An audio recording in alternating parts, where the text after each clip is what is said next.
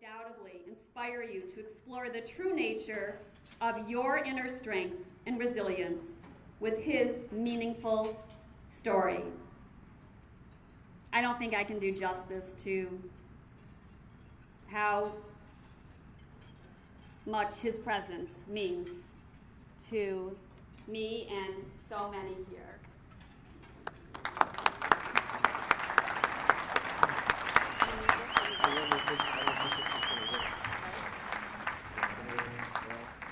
I'll use this. All right, so the talk tonight is called The Courage to Transcend. Right, so let me take this other mic off here for a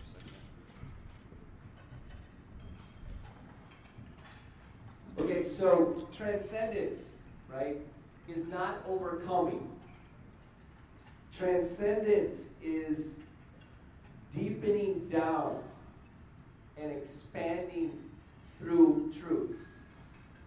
A lot of times we think like people, when you live with a disability, you're often empowered to overcome your disability. Well, you don't get to do that. You don't get to overcome the only body you're ever going to have. Right? So transcendence is a different thing. It's an expansion. It's a stepping into your life. So the courage to transcend, what is it that allows you, gives you the strength to actually live the only life you're ever going to have? You only get one. So now, what I want you to do, I'm a yoga teacher, and for the next half hour, I reserve the right to teach a yoga pose at any time. I'm going to ask you to do something a little bit strange, and you're going to resist. Some of you, especially out on a night like tonight, it's cold out, but I really would like you to take off your shoes. I'm serious. You're going to go like, what? I don't do that in public. And some of you aren't going to do it. You're going to decide not to do it. It's okay, but why wouldn't you let the dogs bark? What do you do at the end of a long day? You take off your shoes. Why? Because it feels like freedom. So some of you, like I'm looking at a guy over here, and there's no way we're moving to take off his shoes, right? He's thinking, I'd rather let my feet suffer. Right? But freedom for someone that lives with a disability has to come in all shapes and sizes. Freedom has to be realized as a sensation in the mind-body relationship. People with MS, people with spinal cord injuries, they don't get to have and get to all the places in the world, right? Our culture tries to empower them to do that, but I actually want you to take off your shoes more. Right? So, again, I think my compliance rate is probably about 30%. Right? Too bad. When I ask you what courage is, when I ask you, are you going to do something a little bit different? Are you going to step into a little bit different sense of yourself? That's a big question. I don't really care if you take off your shoes or not. I'm taking off mine because it feels good. And by the way, if you don't like your feet, I want to give a defense of feet for a second. If you were in a dark, sweaty place for about 16 hours a day, how do you think you'd smell? Seriously. And it's funny, our feet are our lightning rods for our displeasure with our bodies. Most people are afraid of their feet. They pay them no attention. Their actual feet. This is even more intense when you start living with a disability, when your body starts to fail. Right? Do you know when you're agitated, your awareness goes up towards your head and away from your feet? And feet taking grounding, being grounded to the earth, being grounded down on the ground. That's one of the biggest injuries of living in a wheelchair, is that I don't get to touch the floor as much. I don't touch the earth as much. This is a huge injury. Right? That nobody, and a lot of you are walking around thinking it's not an amazing thing. It's not just walking. It's touching something consistently that grounds you. It's things like this. It's experiences like this we start to recognize what it is to be able to stand up, sit down, move in multiple directions. This is what it is to live in a body you don't have to think about. But the thing is, when you start living with something like MS, your body starts getting heavier. Things you take for granted, you aren't able to move like that anymore. Things, you get smaller. Your world gets smaller. But you know what? It's happening to everybody. Everybody's aging. Everybody in this room is leaving their body. Everybody. Everybody in this room is becoming disabled. Don't forget. So you may think it's about someone with MS or someone with a disability, but you know what? And you know what's beautiful about being alive? We all share the same fate. This isn't just the story of disability and trying to empower someone to overcome a difficult life. It's about you too. And I don't mean this as a depressing thought. I mean, what is transcendence?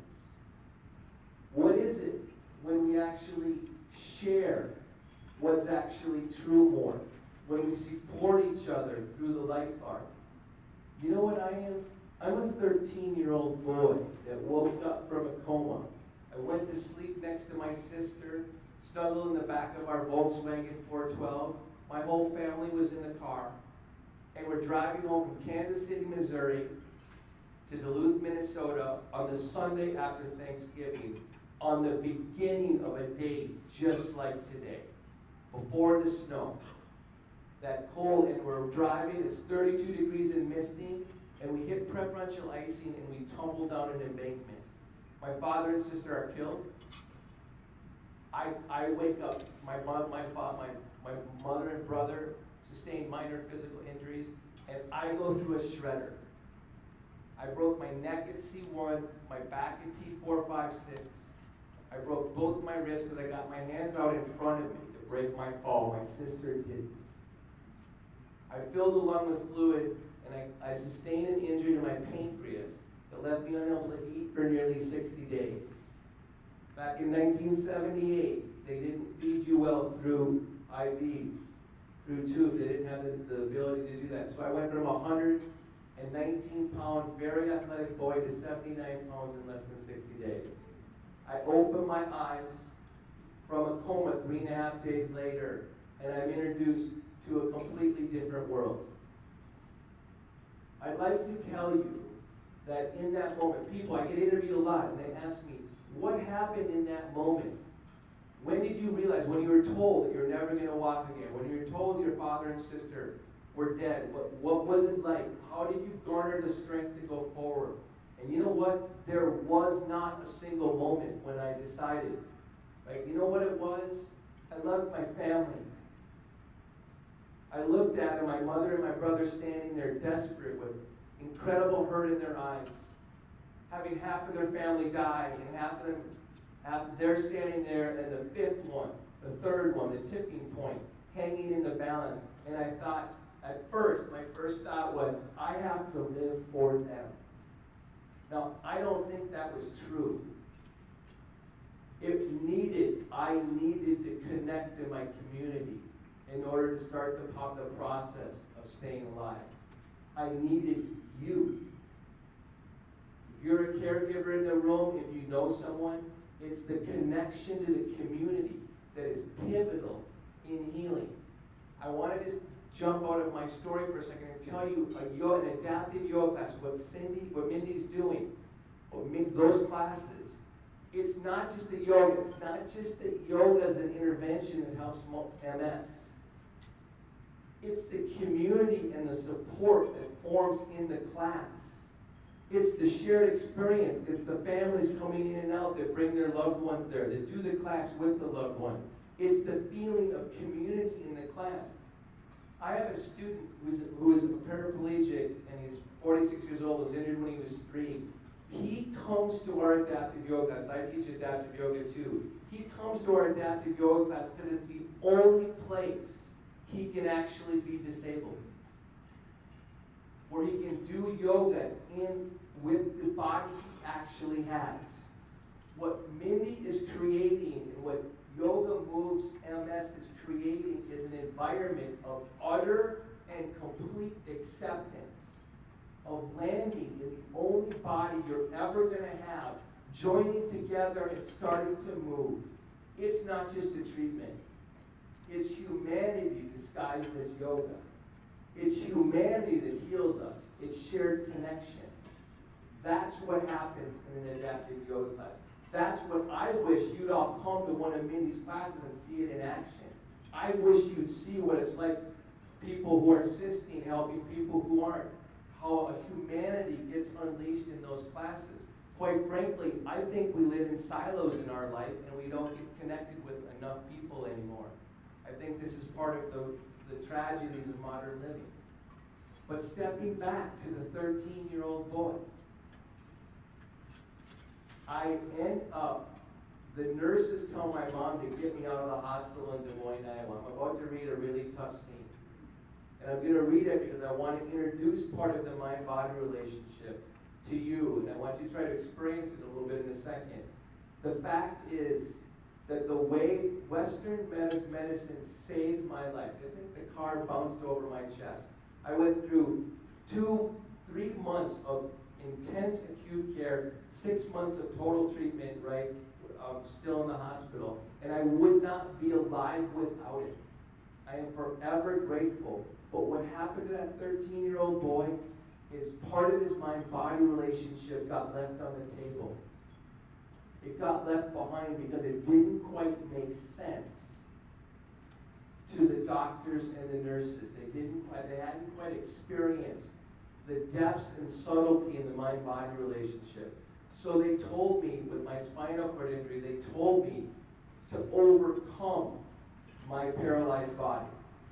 I'm paralyzed from the chest now. They told me because they couldn't fix my spine, just like we can't fix MS. We don't know a cure yet. And so the response is keep moving, keep active, which is good, but you kind of overcome and do your life as if you're not affected by whatever condition you have. I was told to make my upper body really strong and learn to drag my paralyzed body through life. And I was a really intense athlete. I loved my body. I loved hanging upside down. I loved jumping. I loved rolling in the dirt. I loved my body. And I encountered, as a 13-year-old boy, I encountered a world. They told me the world was flat. They told me that the only thing that mattered is if I could move and control things. If I can't lift my legs, if I can't flex my legs and lift my legs around, then all I can do is overcome them and try to push through my life.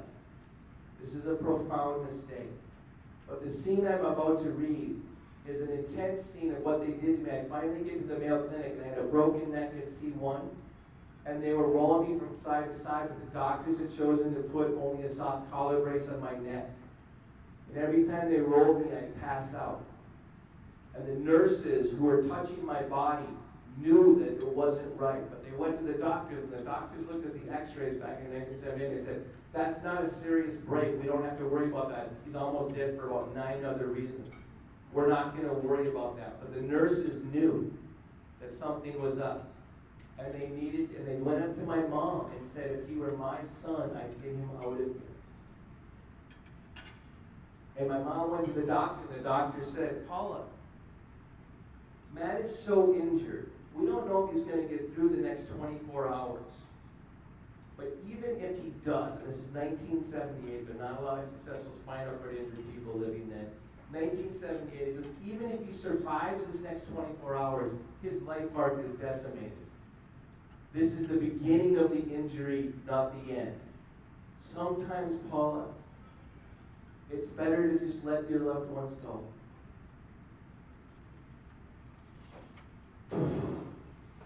Mama Tiger comes out. Strongest force in the universe. For sure. She says, no, we're not going to do that. You're going to release him to the Mayo Clinic.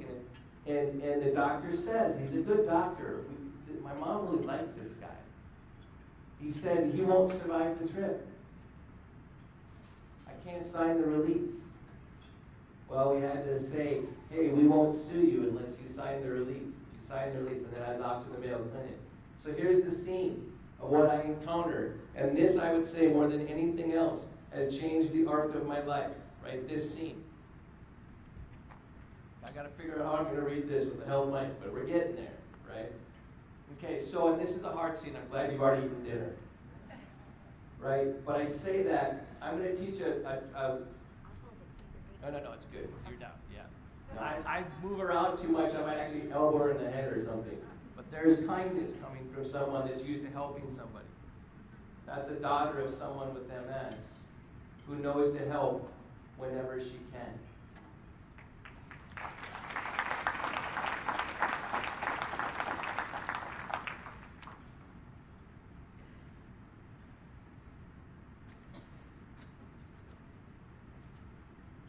So we go to the Mayo Clinic because we want more aggressive treatment. And it's basically for my neck. Okay, they're worried that I'm going to die. Above C1, if your brain goes unstable, you stop breathing. That's what the nurses were worried about. Aggressive treatment is what we wanted. Aggressive treatment is what we got. I am met by a team of doctors and brought into an open area. There is no time lapse. There is only action. A curtain is drawn and suddenly I'm enclosed in an artificial room. I suspect that this is an emergency room, but there is no telling. The view is not great from flat on my back. The lights overhead are bright and hot, yet my vision is dim. The faces and voices are like shadows, conversation swirling, no apparent direction. I'm surrounded by many bodies. Two men are standing particularly close by each of my shoulders. They whisper to each other right over my chest. The quality of their voices reveals their importance. Crisp, authoritative calm with a confident edge, but they have no faces. I see only arms, hands, torsos, and the undersides of their chins. They are holding some sort of hand tools. Unknown to me, I'm about to have 4 metal screws twisted directly into my skull. It is the first step in getting a halo cast, the ultimate in neck stabilization. Suddenly, 2 other men appear from above me and hold down my arms. 2 screwdrivers move toward my temples. My skin breaks. Warmness runs into my hair. The pain is sharp and getting sharper. A horrible sound explodes in my head, not from the outside in, but from the inside out. The screws continue to twist into my skull. The pressure is slow at first, building, and then exponential. My head no longer exists in 3 dimensions. No space between collapsing sides. Just 2 rocks grinding each other. Suddenly it's done. Assemblage of vision returns. Then out of nowhere, it begins again, twisting right above each ear. This time, I'm not in that body. There is no subject of that experience. I lay in a profound silence watching a boy. He is on a table. The sheet is drooped loosely over his lower body. He seems so small. Time is off track and I am everywhere. The doctors move, but things are held up, stretched out, turned over, pulled apart. A silent movie on a faltering projector. Suddenly, time finds its rhythm again. Sounds appear. The vacuum is broken. A timid voice I recognize as my own. Somebody help me. The path of realization, big or small, almost always starts bumpy. In my case, I was thrown off a cliff. In retrospect, I realized that this halo experience altered the course of my life. It left me with an insight. At a moment of intense physical pain, the fragile state of my living was able to move away from my body. The potential for dislocation between mind and body was dramatically revealed. The insight, however, was not the ability to disassociate. It was the silence that I experienced while it happened. This silence not only allowed me to separate from my body, but it was also sticky enough to maintain a life-preserving connection. Somehow, I stayed connected to that body, the boy below me. The silence within my consciousness both separated me and connected me simultaneously. This paradoxical insight still guides my life. The silence within our consciousness separates and connects and often does so simultaneously. So that was a very extreme example of an out-of-body experience.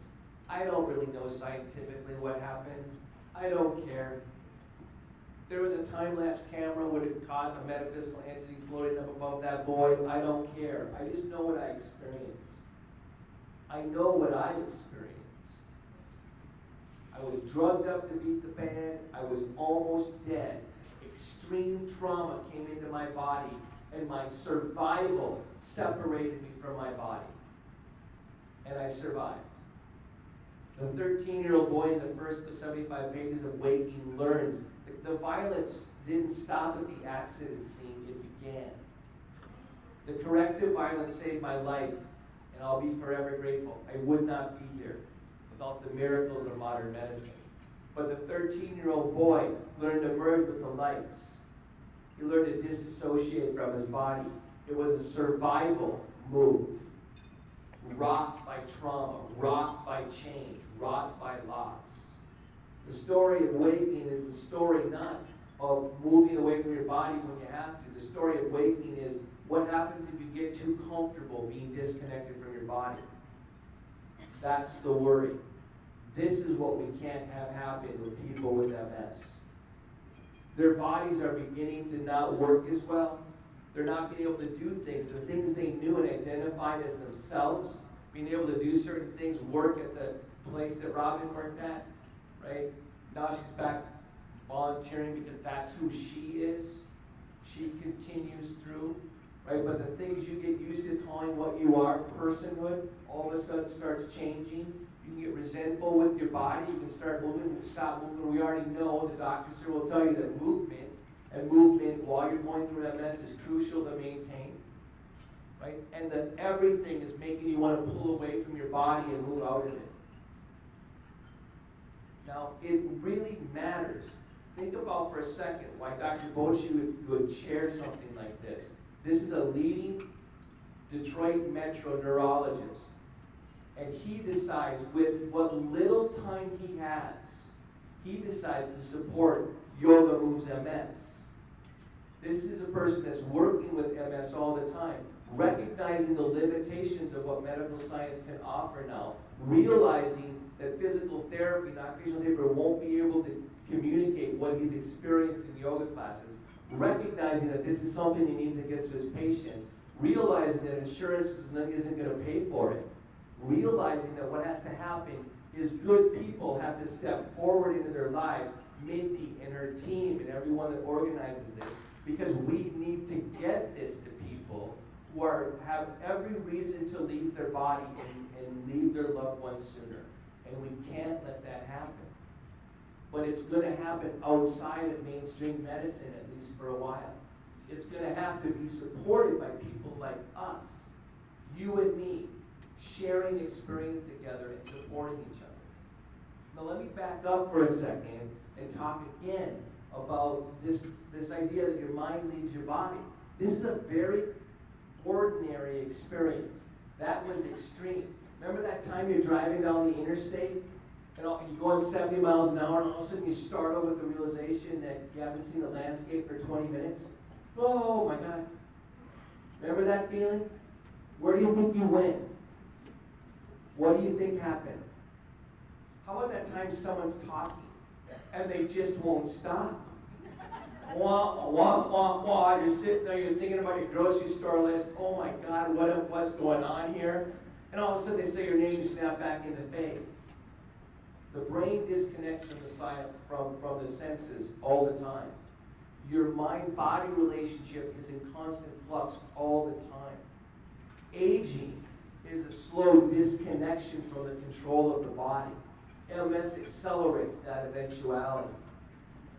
When you're looking at someone with MS, you're looking at your story. It's different. You know how and I'm not trying to scare you with stuff like that. I'm trying to tell you that at the core level, we share the same truths. That's why we all have to support each other through the same truths. That's why all of us have to have and find the courage to transcend.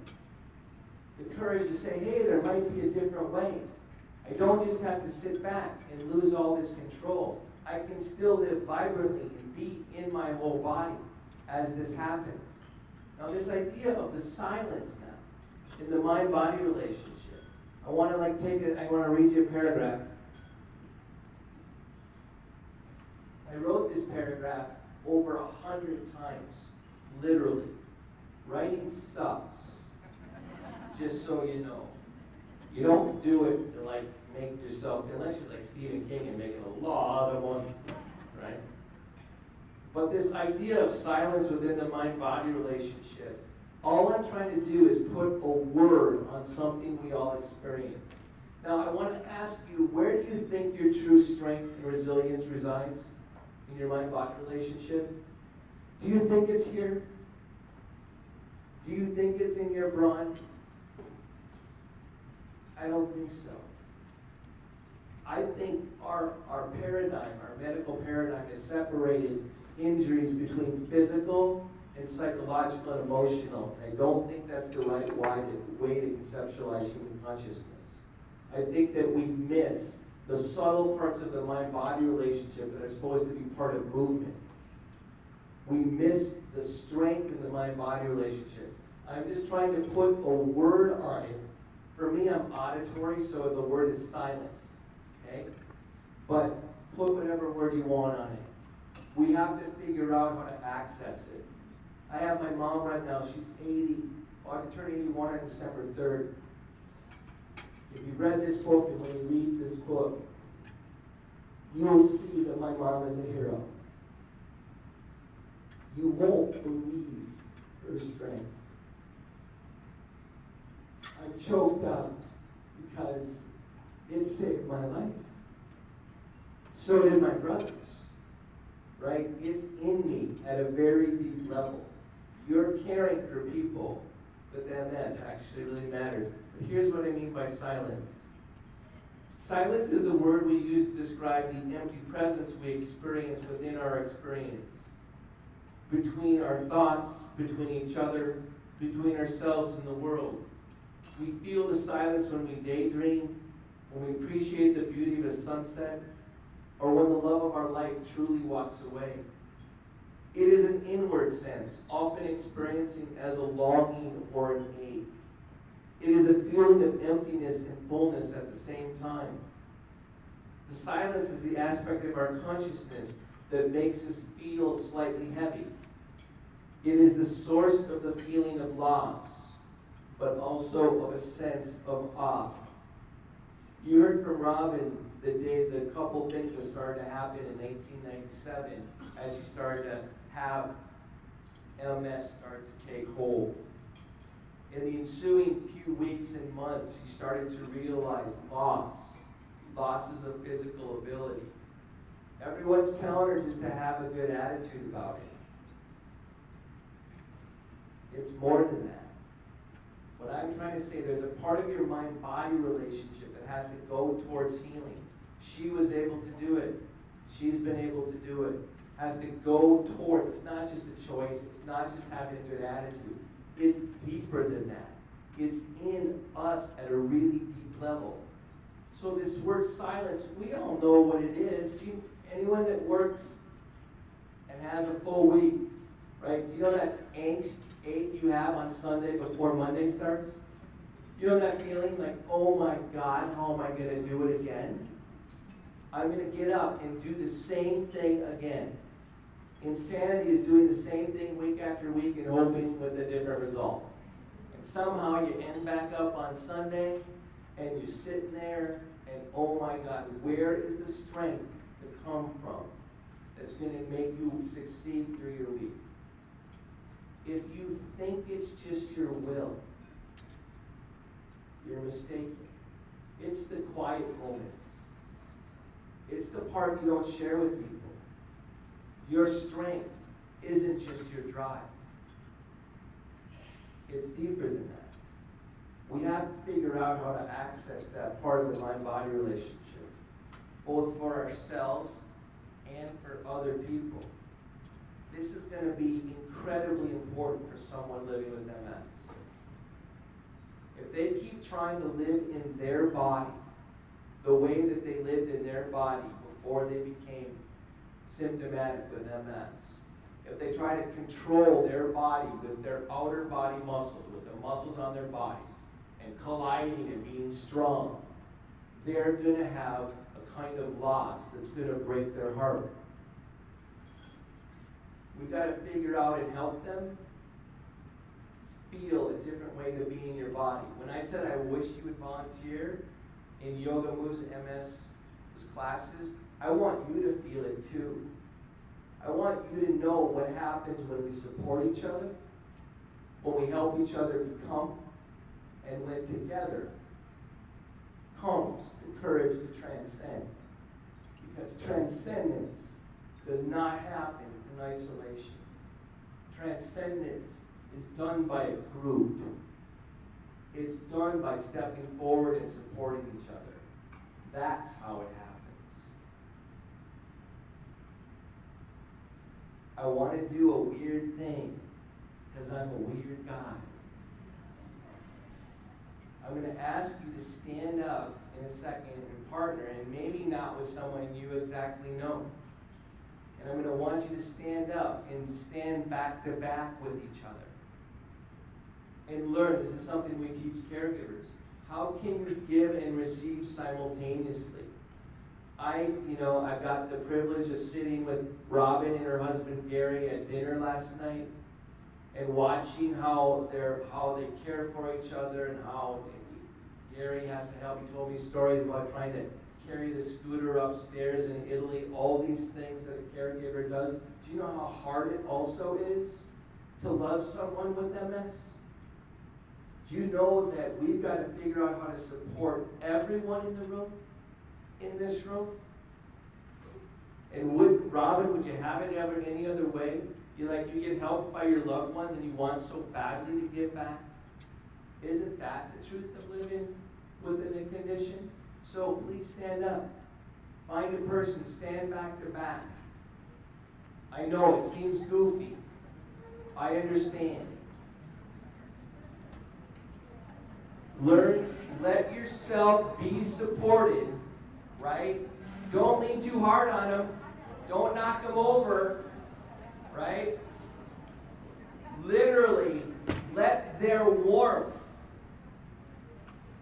right? Let their support in their spine. Robin standing up. This is a beautiful moment between Robin and Gary.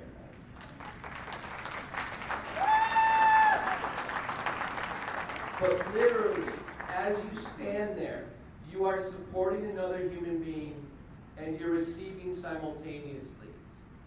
Let in the sensation of support. Hold each other up while you're getting held up.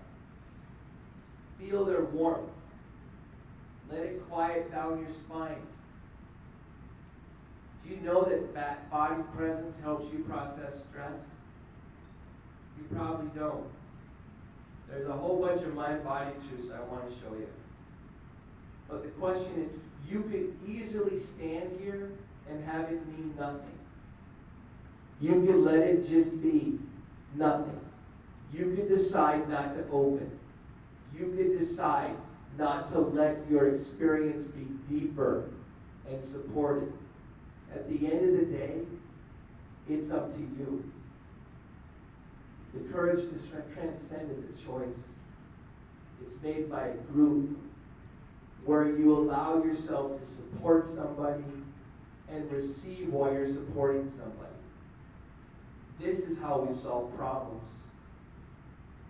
This is how we share life. We sit quietly and we're together in the moments that are life.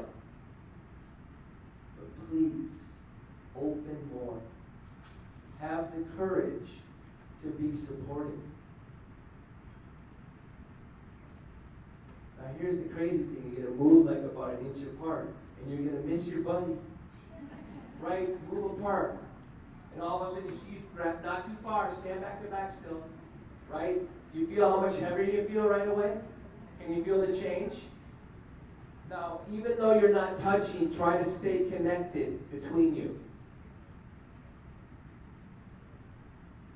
Try to open enough to feel their support. Are you courageous enough to open and be supported? Are you courageous enough to open and help other people? This is why we live. This is why we live. Thank you.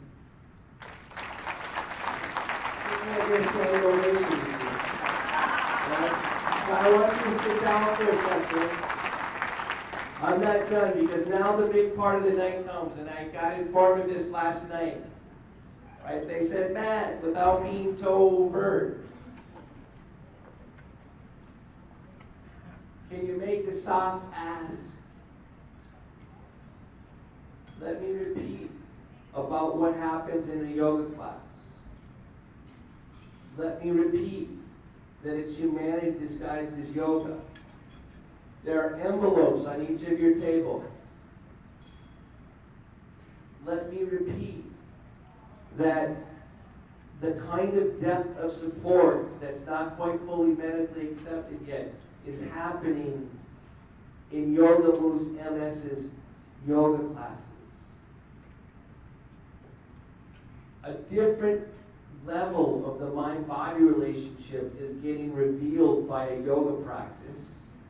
I go around the country teaching PTOTs all around the country, trying to teach them how to include this in rehabilitation, but it's not accepted all the way yet. We've had discussions with Dr. Bocci. Maybe I'll be working at a medical school here, talking to students. I hope so. We need it to start from the medical students in my class. I hope they liked it.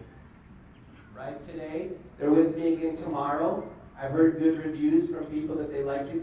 This is the future too. Right, so take the envelope, recognize that you're supporting something that your loved ones aren't going to get every other way. Remember that they need to offer basically double the amount of opportunities. They need to train double the amount of teachers. They need to find double the amount of venues. We need to get this possibility that something can be different, that we don't just have to live in the body that gets heavier with gravity. That's something that only yoga can teach now. So please, my whole life is based on sharing this. I do this around the country, teaching yoga teachers. Mindy came into I was so lucky when she came into my training a few years ago. I am here because I knew she was going to do good things in the world. You know what you do? You invest in people. That's what you do. And I promise you, Mindy and her team are people worth investing in. I know they will honor whatever you can give. So please, if it's $5, my favorite donation this year was from an 86-year-old woman that is on fixed income, not having much, and she wrote and put a $5 bill in the car. And she apologized up and down. That was all she had to give. Magic money. Whatever you can give tonight, please give it. Whatever you can do. If you can give $100 million, include me. Include my body. I'm joking. Please, take the time, fill it out. I'm in love with the fact that you care enough to be here. Thank you.